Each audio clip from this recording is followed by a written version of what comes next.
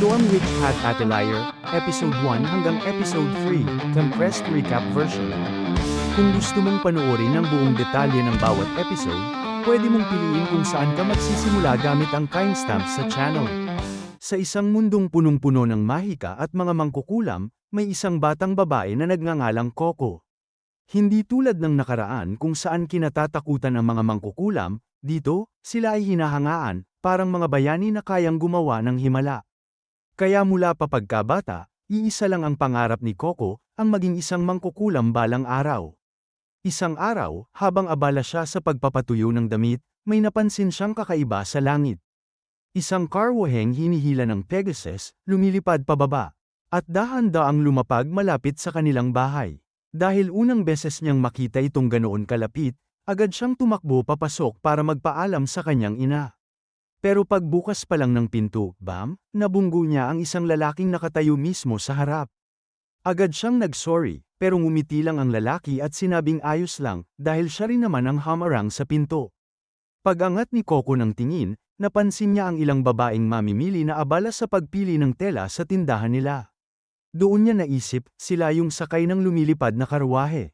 Gusto sana niyang magtanong, pero naunahan na siya ng lalaki, hindi raw siya kasama ng mga yon. Halos maluna na sa dami ng orders ang nanay ni Coco. Kaya pinatulong niya ang anak. Agad bumalik si Coco sa trabaho. Lumapit siya sa lalaking kanina pa naghihintay, at magalang na tinanong kung anong kailangan nito. Isang tela raw na kulay puti na may bahagyang usok ang tono, at nakasulat na rin ang eksaktong sukat.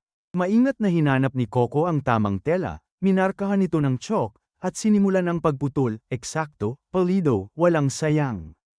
Pero nang matapos siya, napansin niyang kanina pa pala siya pinagmamasdan ng lalaki. Medyo kinabahan siya, pero ang totoo, hanga lang pala ito sa kanya. Ayon sa lalaki, ang husay ng galaw ng kamay niya, parang mahika na rin. Pero imbes na matuwa, umiling si Coco. Para sa kanya, ang tunay na mahika ay isang bagay na mas mataas, hindi may kukumpara sa simpleng gawa ng kamay niya. Napansin ng lalaki kung gaano niya ito hinahangaan. Kaya tinanong niya kung bakit. Doon nagsimulang magkwento si Coco. Noong bata pa siya, pumunta siya sa isang festival sa Kastilyo. Doon, nakilala niya ang isang misteryosong mangkukulam na may maskara. Inalok siya nito ng isang magic picture book. Noong una, wala siyang ideya kung ano ang mahika. Pero bigla, nagpakita ang mangkukulam ng mga aninong gumagalaw, at pinaliit pa ang liwanag sa sahig sa ilalim ng kanyang paa. Isang simpleng demo, pero sapat para baguhin ang mundo ni Coco. Sa sandaling yun, naniwala siya na ang mahika ang pinakakamanghamanghang bagay sa mundo. Agad niyang binili ang libro at masayang umuwi. At nang sabihin niyang gusto niyang maging mangkukulam, diretsahang sinabi ng kanyang ina ang katotohanan, hindi lahat pwedeng maging mangkukulam. Tanging ang mga ipinanganak na may kapangyarihan lang. At ang mga tulad nila, ay walang pag-asa. At doon, unti-unting nabasag ang pangarap ni Coco. Pero kahit ganun, hindi nawala ang paghanga niya sa mahika. Masaya na siyang panuorin ito mula sa malayo, kahit alam niyang hindi niya ito mararanasan. Habang nakikinig ang lalaki sa kwento niya, halatang naging interesado ito. Pero bago pa siya makapagtanong ulit, isang malakas na ingay ang biglang umalingaw-ngaw sa labas. Agad tumakbo si Coco palabas, at doon niya nakita ang karwaheng Pegasus, tumba na. At ang dahilan, dalawa niyang kaibigan. Galit na galit ang mga may-ari. Wala na raw silang masasakyan pauwi, at mas malala pa, regalo yon ng kanilang ama. Nataranta ang nanay ni Coco, dahil wala silang pambayad. At sa gitna ng tensyon, biglang nagsalita ang lalaking kanina patahimik. Matapos suriin ang sira, sinabi niyang kaya niya itong ayusin. Nagduda ang lahat, dahil ang bagay na yon ay gawa ng mangkukulam. Paano ito maayos ng isang ordinaryong tao? At doon, ngumiti ang lalaki, at nagpakilala. Ang pangalan niya ay Kifrey. At siya mismo, ay isang mangkukulam, na puno ng tuwa at pag-asa ang lahat, lalo na si Coco. Pero may isang kondisyon, hindi raw siya pwedeng gumamit ng mahika sa harap ng maraming tao. Kailangan niya ng pribadong lugar. At dito na pumasok si Coco. Inalok niya agad ang kanilang workshop sa bahay. Para sa kanya, ito na ang pagkakataon niyang makita ang tunay na mahika sa sarili niyang mga mata. Pero, hindi ganun kadali ang lahat. Pagpasok pa lang nila sa workshop, pinahinto siya ni Kifrey. At mahigpit na inutusan, magbantay sa labas. Huwag papasukin ng kahit sino, kahit anong mangyari. Sa isang iglap, nabura ang plano ni Coco na makasilip ng Mahika.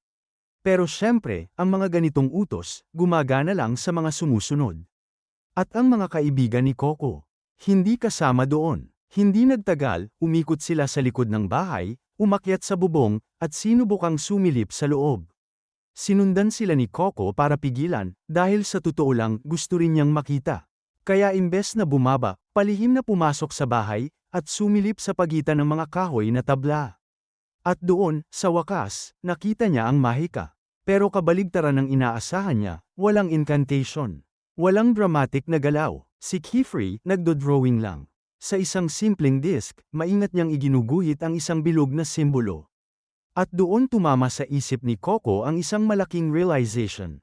Yung wand na kasama ng magic book niya noon, hindi pala wand, kundi panulat. At kung ang kailangan lang ay matutunang iguhit ng tama ang mga magic circle, ibig sabihin, may pag-asa pa ang pangarap niya. Natapos ni Kefri ang pagguhit.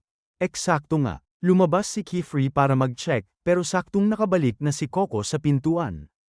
Hingal, marumi, pero kunwari ayos lang. Maya-maya, umalis na rin si Kefri. Sa totoo lang, malaking ginhawa sa ina niya na hindi siya sumama. Dahil alam niyang kung papipiliin, baka iwan siya ng anak para sa Mahika. Pero niyakap siya ni Coco. At sinabing hindi niya kailanman iiwan ang kanyang ina. Isang simpleng pangako na hindi niya alam malapit ng masubak. Kinagabihan, tahimik ang lahat. Pero si Coco, gising. Sa tabi ng kama, may sindang kandila. At sa kamay niya, ang wand, o mas tamang sabihin, ang panulat. Binuksan niya ang libro. At doon niya na-realize lahat ng drawings doon ay mga magic circle. Dahan-dahan niyang kinopya ang una. Pinag-aralan ang bawat linya, bawat kurba. Natapos siya, huminto, nag-ante, wala, normal na papel lang. Nalito si Coco. At sa sandaling sesuko na sana siya, isang patak ng tinta ang bumagsak at nagdugtong sa bilog. Sa isang iglap, nagliwanag. Sumabog ang liwanag sa buong kwarto, parang mga paputok ng Mahika. At doon, nangyari ang imposible. Isang ordinaryong batang babae, nakagamit ng Mahika. Hindi na ito basta pangarap. Totoo na, pero hindi niya ito pwedeng sabihin kanino man. Alam niyang may tinatagong lihim si Kefri. At kung malaman itong sumilip siya, baka magalit ito. Kaya ang ginawa niya, nagprakti pa siya. Paulit-ulit, mas malalim. Habang sa kagubatan, si Kefri ay nag-iisa sa kampo. Pero hindi mapakali ang isip niya. Yung kwento ni Coco, tungkol sa misteryosong mangkukulam at magic book. At bigla, parang may nag-click. Na-realize niya kung ano talaga ang librong yun. Samantala, sa kwarto ni Coco, mas lumalalim ang kanyang eksperimento. Natuklasan niya ang fire spell. Unti-unti niyang naintindihan ang sistema, mas malaki ang circle, mas malakas ang epekto. Mas perpekto ang guhit, mas tumatagal ang Mahika. Pero habang lumalaki ang drawing, mas mahirap kontrolin. Hanggang sa, nakaisip siya ng shortcut. Pinatong niya ang papel sa ibabaw ng libro, at tinrace ito. At sa unang pagkakataon, nakagawa siya ng perpektong komplikadong magic circle. Pero, pagliwanag pa lang nito, biglang may humila sa kanya. Si Kefri, galit, nag-aalala, at diretsyong tinanong, ano ang ginawa mo? Natarante si Coco. Sinabi niyang hindi niya alam, sinunod lang niya ang nasa libro. Pero nang tumingin sila sa paligid, huli na ang lahat. Ang bahay, unti-unting nilalamon ng kristal. Tumakbo palabas ang kanyang ina, hindi alam ang nangyayari sa likod niya. At sa isang iglap, nahawakan siya ng Mahika. At naging bato, nanigas si Coco, hindi makapaniwala, sarili niyang Mahika, ang sum-ira sa lahat. Tinangka niyang iligtas ang kanyang ina, pero pinigilan siya ni Kefri. Dahil ang spell na yon, isang bawal na Mahika. Habang nasa ere, umiiyak si Coco. Paulit-ulit na humihingi ng tawad. At sa unang pagkakataon, ipinaliwanag ni Kefri ang katotohanan. Ang Mahika ay hindi lihim dahil sa yabang, kundi dahil sa panganib. Dahil kahit sino, basta may tamang tinta at drawing, pwedeng gumamit nito. At iyon ang dahilan kung bakit ipinagbabawal itong malaman ng mga ordinaryong tao. Pero ngayon, alam na ni Coco. At ayon sa batas ng mga mangkukulam, kailangan burahin ang kanyang alaala. Doon siya tuluyang natakot. Kung mawawala ang alaala niya, makakalimutan niya ang kanyang ina, at ang paraan para iligtas ito. At kung mangyari yun, wala nang pag-asa. Sandaling natahimik si Kifrey, dahil napagtanto niya, yung libro, nawala rin sa kristal. Ibig sabihin, si Coco na lang ang natitirang susi. Mahinang nagtanong si Coco, kung mahanap natin yung mangkukulam, may chance bang mailigtas si Mama? At sumagot si Kifrey, may posibilidad. At doon, lumuhad si Coco. Handang gawin ang kahit ano, para lang mailigtas ang kanyang ina. Sandaling nag-isip si Kifrey, at nagdesisyon. Kung gusto niyang itago ang alaala niya, at gamitin ang mahika, may isang kondisyon. Kailangan niyang maging isang tunay na mangkukulam. Ilang oras ang lumipas, nagising si Coco, sinabi ni Kifrey na malapit na silang makarating. Itinuro niya ang tanawin sa labas, isang kakaibang lugar na magiging tahanan at paaralan ni Coco mula ngayon. Ipinaliwanag din niya na nag-iwan siya ng mga garter seeds sa paligid ng bahay ni Coco. Mabilis daw itong tatubo at magsisilbing proteksyon. Pero kahit may kasiguraduhan na, ramdam niyang may mali, napansin niyang umiiyak si Coco. Sa pagitan ng hikbi, inamin ni Coco na nangako siya sa kanyang ina, na hindi niya ito iiwan. At ngayon, parang binaliwala niya ang pangakong yun. Hindi siya pinagalitan ni Kifrey. Sa halip, mahinahon niyang sinabi na hindi niya kailangang sisihin ang sarili. Pagdating nila, gumamit si Kifrey ng mahika at sinabi, simula ngayon, dito ka natitira. Sa isang iglap, may lumutang na parang bilog na tubig sa harap ni Coco. Iniwan muna siya ni Kifrey para mag-ayos, pero nag-alangan si Coco. Takot siyang hawakan ng mahikang hindi niya naiintindihan. At doon, may lumapit na isang babae. Ngumiti ito at sinabi na wala siyang dapat ikatakot. Ang spell na yun ay tinatawag na vapor bubble, isang mahika na kumukuha ng tubig mula sa hangin. Nagpasalamat si Coco, at sa tuwa ng babae, nagpasalamat din siya pabalik. Biglang may isa pang dumating. Sinabihan si Coco na huwag na lang pansinin si Tessia. Ang pangalan niya ay Richie, at napansin ni Coco na may dala itong panulat at tinta. Doon niya nalaman, mga apprentice witches pala sila. Mga estudyante ni Kifrey. Akala ni Tessia na bagong estudyante rin si Coco. Pero umiling siya. Hindi pa raw niya kayang tawagin ang sarili niyang estudyante. Kahapon lang siya unang gumamit ng mahika. Wala pa siyang alam. Biglang nag-iba ang aura ng dalawa. Parang may naalala sila. May kumakalat kasing usap-usapan tungkol sa isang outsider na gumamit ng forbidden magic. At mas lalong nakakabigla. Pinayagan daw itong maging apprentice nang hindi binubura ang alaala nito. Hindi pa rin gets ni Coco. Pero bago pa siya makapagtanong, bumalik si Kifrey. At binigyan si Coco ng parehong kasuutan ng mga apprentice. Pagkatapos, sinabi niyang oras na para malaman ni Coco ang katotohanan. Ang kwento ng mahika, matagal na panahon na ang nakalipas, hindi espesyal ang mahika. Hindi ito lihim, hindi ito para sa iilan. Basta alam mo ang tamang patterns at may espesyal na tinta. Kaya itong gamitin ng kahit sino. Pero doon nagsimula ang problema. Kapag binigyan mo ang tao ng kapangyarihang gawin ang kahit ano, gagawin nila ang kahit ano. Dahil dito, unti-unting lumitaw ang mga mapanganib at malulupit na spells. At ang iilang may konsensya. Sila ang tumalikod sa kaguluhan. Sila ang naging mga witches. Nagkaisa sila sa isang layunin, burahin sa mundo ang kaalaman tungkol sa mahika.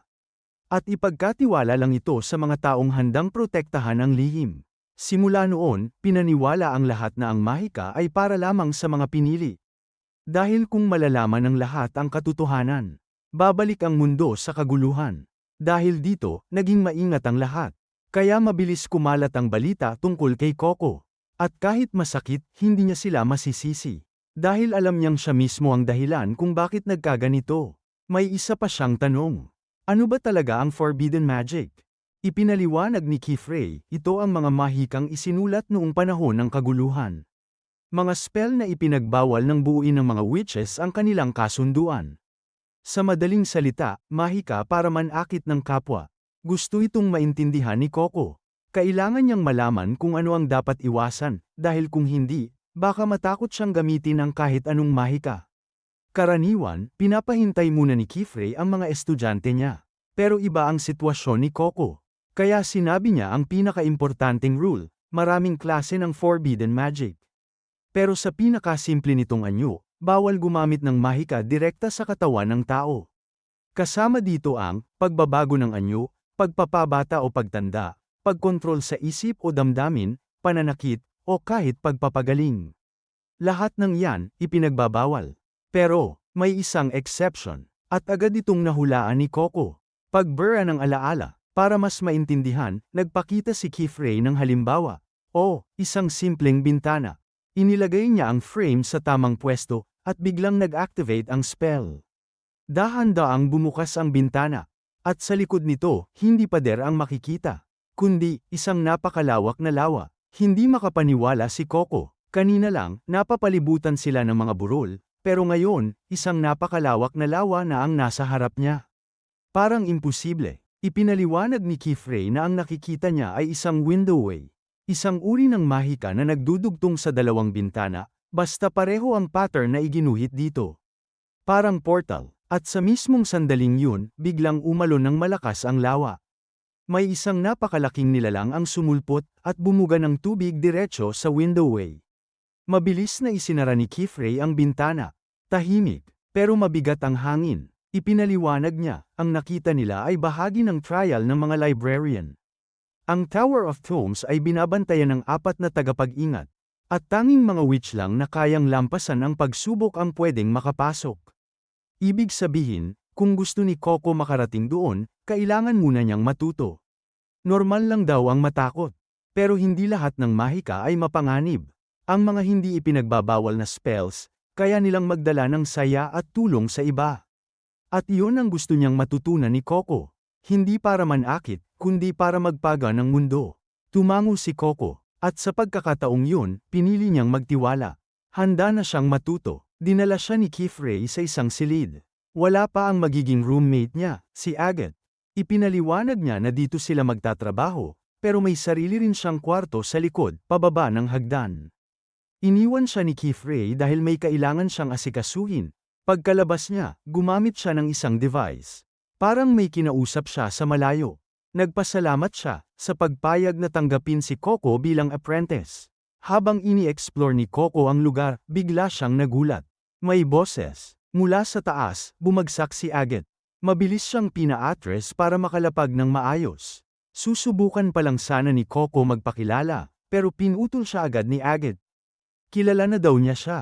Ang outsider, ang batang pinag-uusapan ng lahat, at ang bagong estudyante. Diretso niyang sinabi, dahil sa ginawa ni Coco, hindi na babalik sa pagiging tao ang kanyang ina. Parang tinusok ang puso ni Coco. Sinabi niyang nandito siya para iligtas ang kanyang ina. Pero hindi siya pinatapos. Ikinwento ni Agathe kung paano sila nagsimula, kung paano sila nagsanay buong buhay nila. Paulit-ulit na pagguhit ng casting seals hanggang mangitim ang dulo ng mga daliri nila. Walang pahinga, walang reklamo, hanggang pumasa sila, at doon lang sila naging apprentice. Kaya hindi niya matanggap kung paano nakarating si Coco dito. Isang ordinaryong bata, walang alam, at higit sa lahat, isang outsider. Para sa kanya, imposible na maging witch si Coco. Pero hindi umatras si Coco. Nakapag-drawing na siya ng spells. At kung hindi niya susubukan, hindi niya malalaman. Doon nagdesisyon si Agathe. Kung gusto niyang manatili, kailangan niyang patunayan ang sarili niya. Pero nang gabing yun, pagkahiga niya sa kama, hindi niya napigilan ang sarili. Tahimik siyang umiyak, habang iniisip ang kanyang ina. Kinabukasan, isang bagay lang ang nasa isip niya. Kailangan niyang pumasa, kailangan niyang maging apprentice. At doon siya nilapitan ni Kifrey. Sinabi niya, hindi lahat ng mahika natututunan sa libro. Mas marami kang matututunan sa mismong paggawa. At doon niya ipinakita ang mga tools ng isang witch. Namangha si Coco, ang gaganda, ang gagaling. Pero, natatakot pa rin siyang hawakan ang ink wand. Saglit siyang nag-alangan, pero naalala niya ang dahilan kung bakit siya nandito. Ang kanyang ina. Dahil kahit gaano pa kahirap, gagawin niya ang lahat para mailigtas ang kanyang ina. Nagsimula na ang unang leksyon ni Coco, at agad siyang nalunod sa dami ng kailangang intindihin. Kaya tinanong siya ni Kifrey, ano ang natutunan mo? Huminga ng malalim si Coco at nagsimulang magpaliwanag. Ang isang spell daw ay binubuo ng 3 bahagi. Una, ang sigil sa gitna, ito ang core ng mahika. Pangalawa, ang mga signs na nakapalibot dito, sila ang nagdidikta kung paano kikilos ang spell. ang anyo, laki, at direksyon. At panghuli, ang outer ring, ang bilog na nagsasara sa buong seal. Excited si Coco. Gusto na niyang subukan. Kinuha niya ang kanyang gamit at nagsimulang gumuhit. Pero saglit siyang natigil. Parang hindi niya makuha. Sinabi ni Kifrey na huwag niya itong itapon, pero ayaw pa nga niyang ipakita. Para sa kanya, sablay. Magulo ang linya. Hindi pulido. Pero ngumiti lang si Kifrey. Normal lang daw yun. Nagsisimula pa lang siya. Pero may isang mahalagang bagay siyang napansin, hindi niya naisara ang bilog. Ipinaalala niya, kahit gaano kaganda ang loob ng spell, kung hindi kumpleto ang ring, hindi ito gagana. Pinakalma niya si Coco, normal lang ang manginig ang kamay, lalo na kung bago pa lang sa isang tool. Kaya inutusan niya si Coco, isara ang bilog. At nang ginawa niya yun, biglang nag-activate ang spell. Diretso kay Agat, basang-basa siya sa isang iglap. Nanlaki ang mata ni Coco. Paulit-ulit siyang humingi ng tawad. Pero sa halip na magalit, kalmado lang si Agat. Gusto lang daw niyang makita ang ginawa ni Coco. May isang sign na mas mahaba kaysa sa iba. Dahil doon, napunta ang pressure sa isang direksyon, kaya sumabog palabas ang tubig. Napangiti si Kifrey. Impressed na naman siya kay Agat. At dahil doon, may desisyon siyang ginawa. Iiwan niya si Coco sa pangangalaga ni Agat. Nagulat si Coco. Pero ipinaliwanag ni Kifrey, aalis siya ng 2 hanggang 3 araw para pumunta sa Great Hall. Nag-alala si Coco, pero sinabi ni Kifrey, hindi lang siguro natututo ang isang witch. Minsan, mas marami kang matututunan sa kapwa mo estudyante. Bago siya umalis, sinabi niya kay Coco, pagmasdan mo si Agat, at matuto ka. Pagkaalis niya, agad na humingi ng tawad si Coco. Pero pinigilan siya ni Agat. Seryoso ang mukha nito ngayon. Pinapaalala niya, may kailangan patunayan si Coco. At hindi ito biro. Unti-unting bumalik ang kaba sa dibdib ni Coco. At doon, idineklarang ni Agat, simula na ng test mo.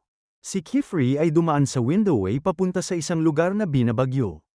Tumalon siya pababa sa isang misteryosong tore, pero bigla siyang hinayla pabalik ng isang babae na nagsabing, anong silbi ng hagdan kung walang gumagamit nito? Iniisip ni Alaira na matagal na mula nang huli siyang bumisita sa seabed. At tinawag pa siyang problem child ng Great Hall. Nang marinig niya na may bago itong apprentice, sigurado siyang gumagawa na naman ito ng gulo. Pero nang mabanggit niya na posibleng may koneksyon si Coco sa brimmed caps, biglang natigilan si Kifrey. 4 na taon nang walang gumagamit ng forbidden magic. Pero hindi yun ang dahilan kung bakit siya naroon.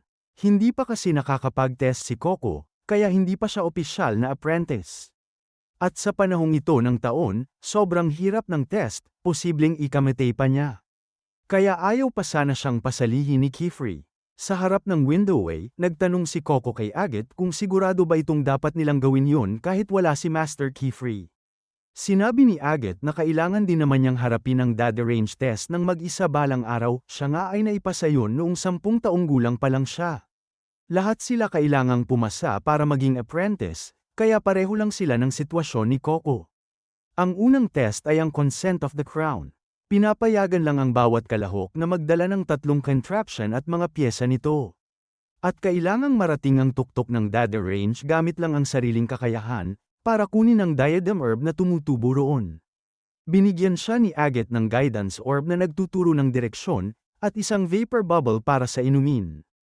Pero humiling pa si Coco ng sapatos, katulad ng gamit nina Agat at Kifrey. Napansin niya kasing umiilaw ang talampakan ng sapatos ni Agat habang lumilipad ito, kaya naisip niyang baka pwede siyang makahiram. Pero nahiya siya at sinabi na kalimutan na lang yun.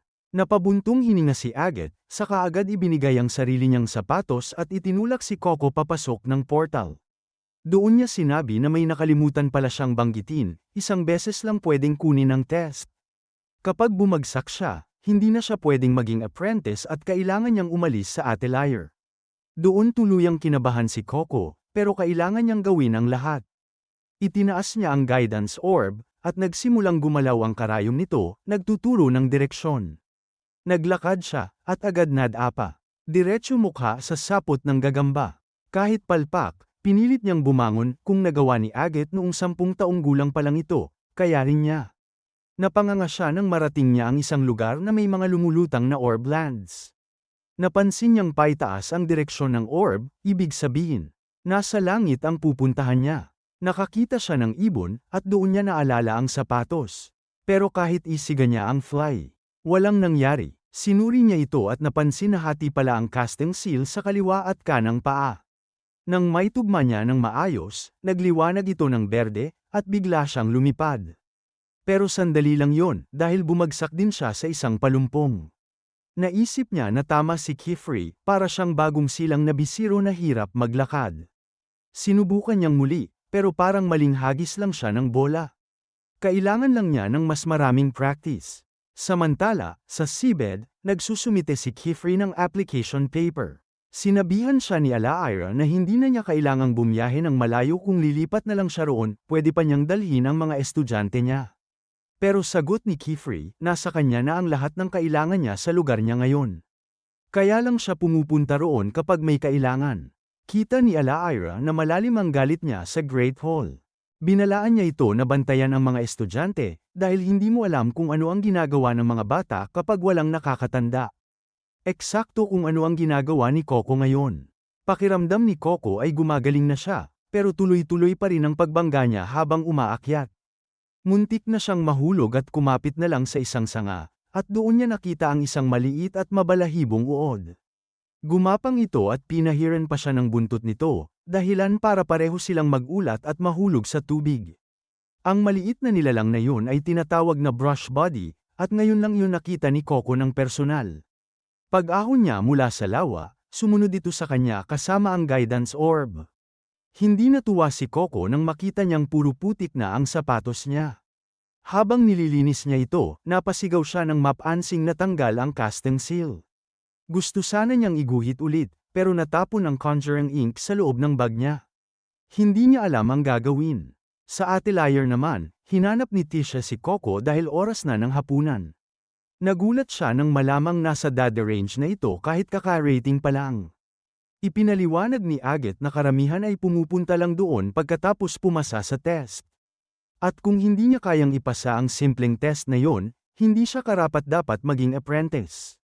Ayaw ni Agat sa mga taong hindi kayang gawin ang nagawa niya, wala siyang pakinabang sa kanila, lalo na kung outsider.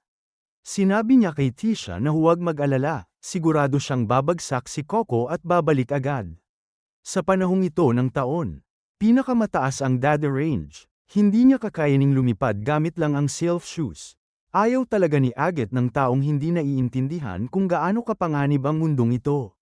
Samantala, patuloy na nahihirapan si Coco na umakyat, kahit pa iginuhit niya ulit ang casting seal gamit ang natitirang tinta. Hindi na nga siya makalutang ngayon. Naisip pa niyang iguhit na lang ang seal direkta sa talampakan ng paa niya, pero pinigilan niya ang sarili. Bawal ang magic na direktang iginuguhit sa katawan. Hindi niya alam kung anong klaseng magic ang dapat niyang gamitin. Napaisip siya, baka tama si Agat. Kahit sino pwedeng gumuhit ng spell, pero hindi ibig sabihin magaling na agad sila. Baka kailangan talaga ng espesyal na kakayahan para maging isang witch. Simula pagkabata pa lang, sanay na silang gumuhit ng spells. At doon niya naalala ang nanay niya, na nagturo sa kanya ng pananahi. Paulit-ulit siyang nagkamali noon, nadadapa at pumapalpak, pero kalaunan, gumaling din siya, hanggang sa mapuri pa siya ni Kifri. Napagtanto ni Coco na may sarili rin siyang magic. Kumuha siya ng tela, binalot ito sa isang bato, binasa, at nagsimulang gumuhit sa kanyang kapa, iniisip ang gabay ng kanyang ina at ni Kifri.